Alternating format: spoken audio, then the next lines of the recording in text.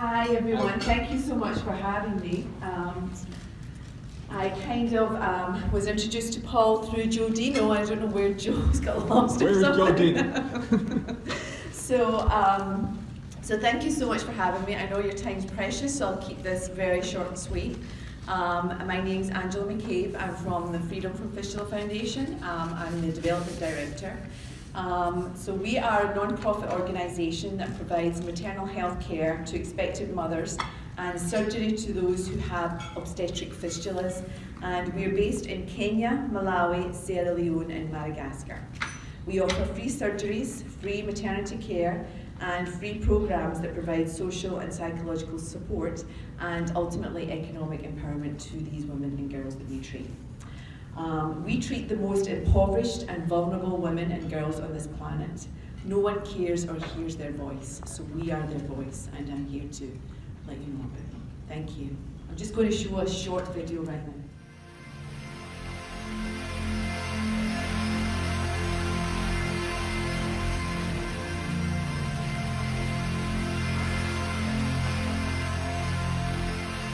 The Crew Bay slum in Freetown, Sierra Leone. I see you too. Nurse Ami Taliba is here doing outreach for pregnant girls and women. In terms of every medical disaster, they have the heavy part of it. These women are in dire need of medical care, facing an almost insurmountable number of life-threatening conditions, from malnutrition and malaria to drug abuse and polluted water. Across Africa, there's an enormous problem with maternal health. It's pandemic. The morbidity in women, it's high. They don't do checkups, they don't do pap smears. Women are dying of cancer, hypertension, blood pressure, you name it. They're dying. We want these people to have their babies alive. We don't want these people to die because of they are poor. If we look at what happens in childbirth and we know that it's fixable, we can do something about it. The reason that I feel so passionate about this, I think this is an enormous injustice, that these women have got such poor maternity care. Chief among the concerns for Anne and her foundation is the condition known as obstetric fistula. Usually what happens if the woman doesn't get to a C-section, then she expels a dead baby eventually. And if the mother doesn't bleed to death, or she doesn't die a couple days later from infection, then that tissue dies. A fistula is actually a hole, and on this occasion it's a hole that opens from the bladder and sometimes the bowel into the vagina, and then they just leak, so they have no control. And so instead of being able to hold your urine when you want to, it just pours out. Most of the women we come across lose their baby at birth. So it's this sad, isolated woman. They've been thrown out by family, friends, husbands, often they're no longer married, and they have been disempowered as women. And in Africa, when a woman cannot be a mother, it is harder, because really being a mother makes them confirmed as women. So this is a sad situation. Those are the women we work with. The reason it's such an enormous problem in Africa is really down to the lack of good maternal health care. It would never happen in the West, because if you were in labour and there was problems, you just immediately have a C-section. This simply doesn't happen in Africa. These women are way out in the bush. They've got no help. They've got no money to get them to help. Even if they had money, they wouldn't find the transport. And when they got to the hospital, there probably wouldn't be a doctor to do the C-section. In 80% of our patients, we know exactly what to do. There's no mystery to it. And all you need is some decent anesthesia, a table that tilts back, some scissors, and a couple other instruments, and some decent suture.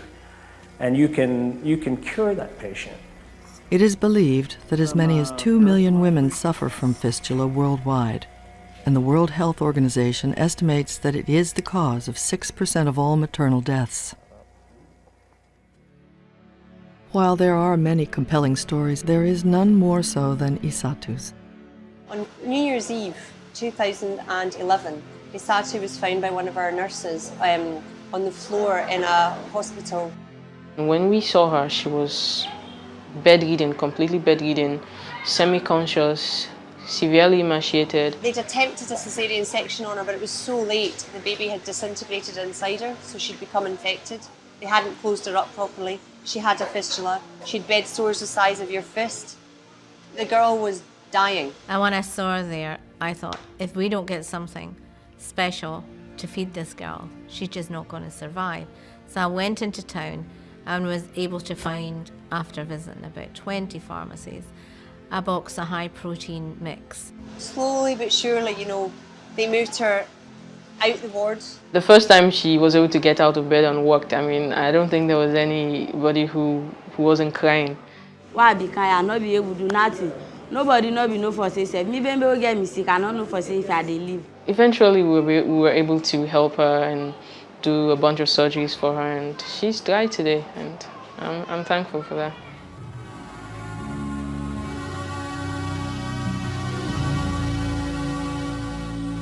These remote rural areas are where most of the fistula cases come from. Venetia lived for 40 years with fistula until she was able to have the operation at Bouila.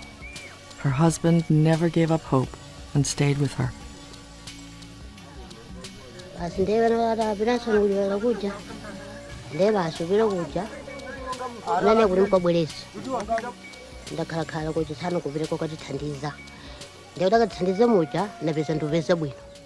Fistula is not just the problem of young girls.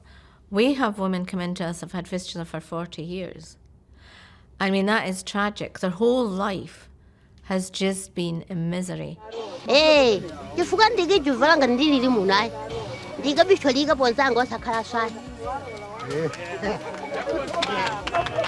These women are outcasts. They don't have access to phones and sometimes to radios, so they depend on somebody else bringing the message to them. There are some areas that it's only by the grace of God that when we go there, we come back safely. Because there are people thinking that, they come with Land Cruiser. They are being paid big money. So it's really risky, but we love our job.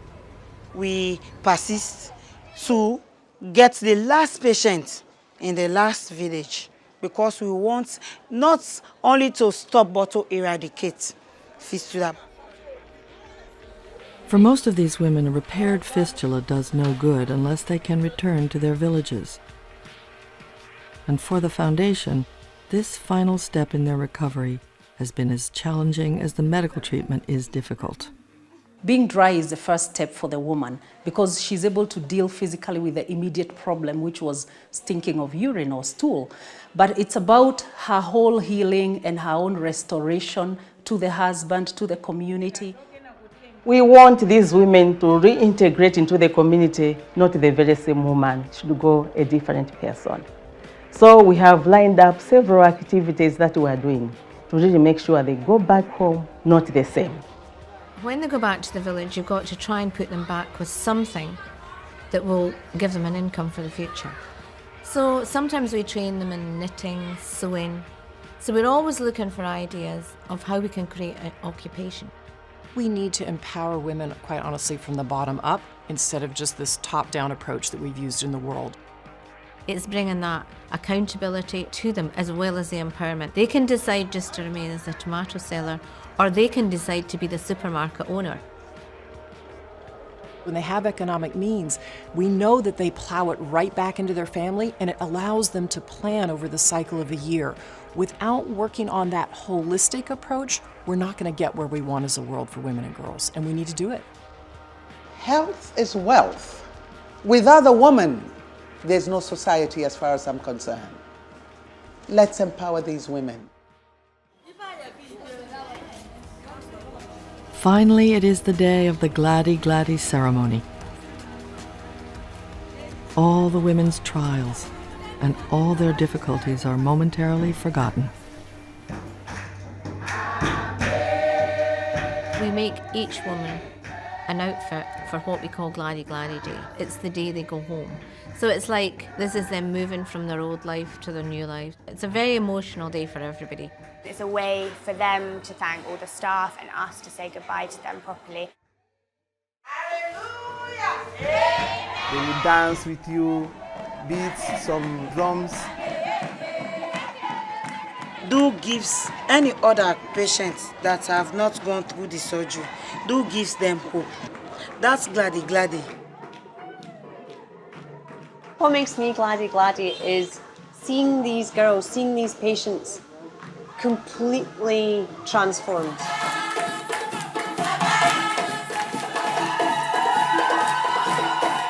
To know that I can add in some small way to the end result, that there is a Gladdy Gladdy at the end, that is the most phenomenal thing.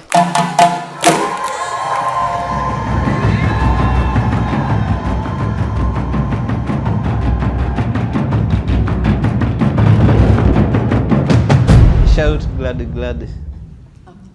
Thank you so much for watching the video. So really, I'm here today to ask to make some awareness. We're trying to spread awareness for some support. The Rotary clubs have been extremely supportive to us throughout the world. As you can see, Anne Gloak, who's the founder of the organisation, she's from Scotland, which is just so happens where I'm from. And even the Rotaries in Scotland have been extremely supportive to our organisation. So we really ask that you like us on Facebook, spread the word. Thank you for taking the video and put it up on your website. That things like that really help us, because I believe the more people that find out about this, the more that people will help. And it's completely unnecessary. If just maternal health care, having access to cesarean sections, and none of this needs to happen. So thank you so much for your time. I'll answer any questions that anybody have. Yes? Explain what the disease is. I know you constantly urinate, is that what it is? Yeah, it's everything just goes all the time, and it's not like here. It's because there's been obstructed labour, so there's actual tissue damage, because it's not just like a couple of hours or a day. These women go into labour for like days on end. So there's just like lots of like tissue damage, because the baby's head just pushes against the pelvis all the time. So all that soft tissue gets damaged, which means there's muscle damage. I mean, some of the women can't even walk because it's affected the muscles, the nerves, etc., which are sort of around there, which control your legs. And they're completely emaciated because they can't absorb anything, everything just keeps flowing through. And the problem really is that they're outcast from their communities, because they do, as you can imagine, what they must be like, and the smell, etc. So there's also this sort of like cultural norm, like there must be something wrong with you. If you can't have a child, like because in Africa, if you can't have a child as a woman, there's something wrong with you. So they think you're evil. So they want to, make sure that you don't sort of like, there's nothing contagious, that you won't spread that disease to somebody else in the community. So they're actually turned out from their families too. Sometimes mothers and sisters don't want anything to do with them. So that's really what happens as well. They're left out to die, and so we try and get the word out there. We send some of our old patients out to those different communities to tell them, look, I had it, I'm fine. Because people are fearful, and they're also poor. They don't think that they can afford this treatment, and they don't understand that we'll give them it for free. So there's a lot of different layers of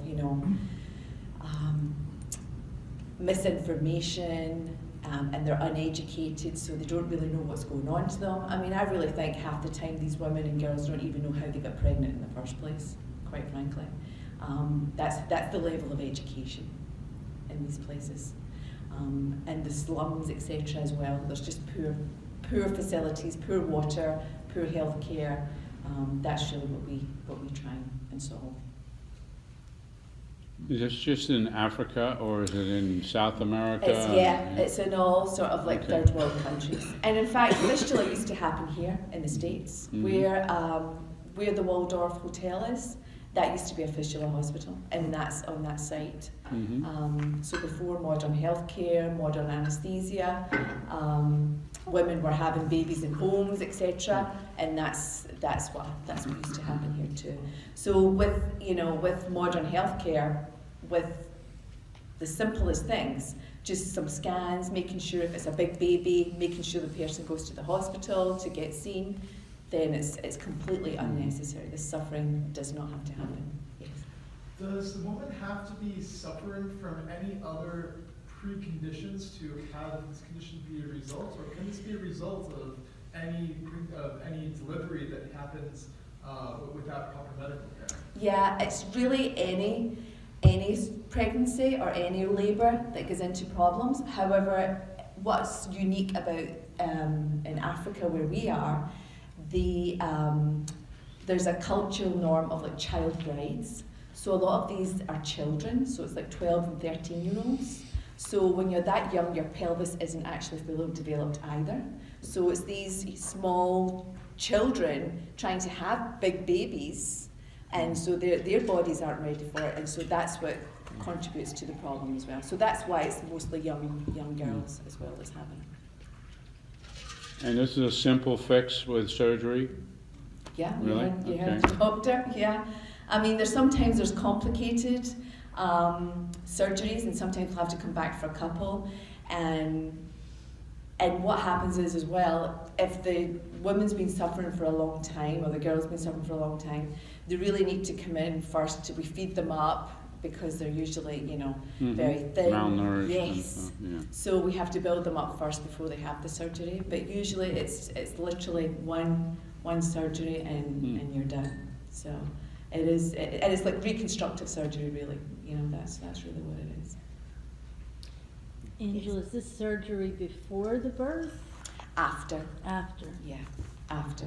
So what we would usually do, what we are trying to do is, because it is preventable with maternal health care, in our facilities, we've created maternity units.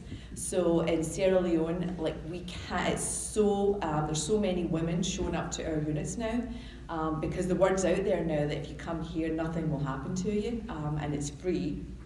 So what we do is we provide them with the scans, and if there is a problem, like you were saying, if there's some obstructed labour, if there's some difficulties, we have the facilities there to take them straight for a C-section.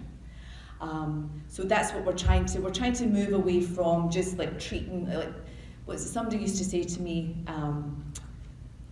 modern healthcare is like somebody standing downstream and seeing all these people drown and go by and trying to help them out. It's like, why don't you go up to the top of the stream and stop them from jumping in the first place? So that's what we're trying to do. We're trying to be upstream, stop this from happening in the first place.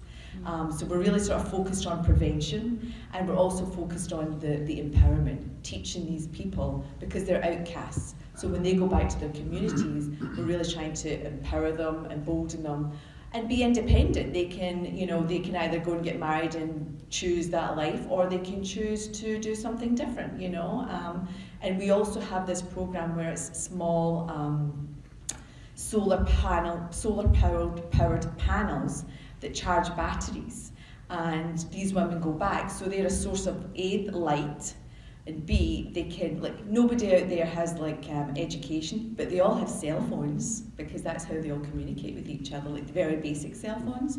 So those cell phones need to be charged. So those women then charge people with cell phones to charge up their cell phones. And so they end up with having these sort of wee small businesses. We give them micro loans, and there's all this microfinance going in. They have to open bank accounts. So it really does empower them to be independent. And some of them go on and open stores and build their own homes. I mean, it's very basic, but they still have that power to do that if they choose to do that. So that's our focus right now, is mostly we can fix the fistulas, but we're trying to stop it from happening in the first place, because it is preventable. It is preventable.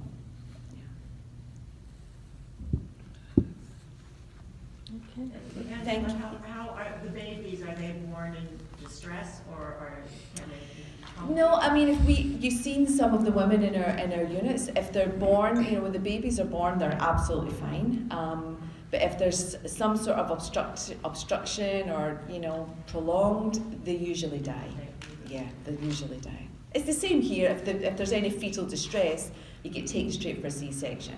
There's fetal distress, they just don't know it, they just think it's not coming out, but that's what happens. Yeah. Okay, thank you.